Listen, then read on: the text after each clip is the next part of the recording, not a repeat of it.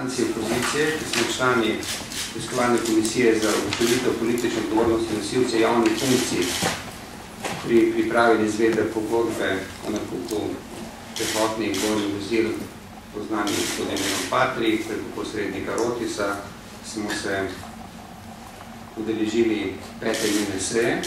Ugotovili smo, da se za 5. nujno sejo ni upravičil nihče od poslancev in po 10 minutah smo ugotovili, da je seja nesklepčna.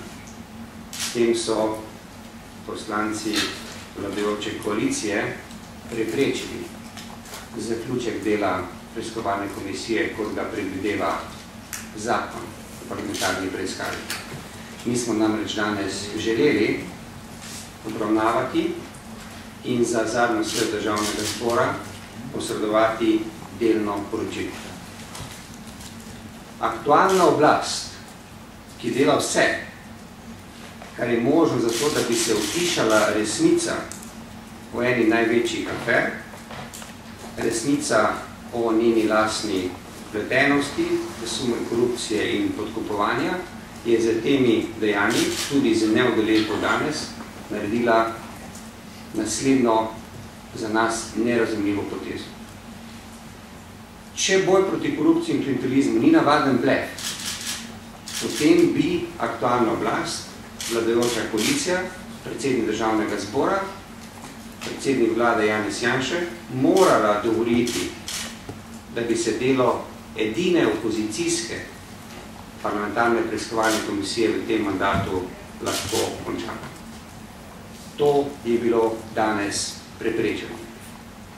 Najprej z ponovno nezakonito, nepooblaščenim delovanjem gospoda Hrovata, očitno po navodilih njemu višjih, ki je, kot veste, ponovno odpovedal to 5. nujno sejo in tudi s tem, da so odpovedali sestanek s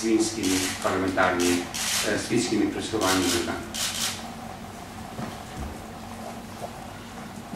Delno poročilo, ki je pripravljeno in je bilo včeraj posredovano članom komisije, je za to koalicijo odločen. Zato se dela vse, da bi se do tega poročila ne prišlo. Sam to ocenjujem kot nesprejemljivo, še posebej pa obžalujem, da predsednik Državnega zbora na današnjem sestanku meni kot predsedniku ni zagotovil zakonitosti izvajanja preiskovalne komisije v Državnem zboru. Ni zagotovil pogojev, da bi lahko preiskovalna komisija svoje delo normalno opravila.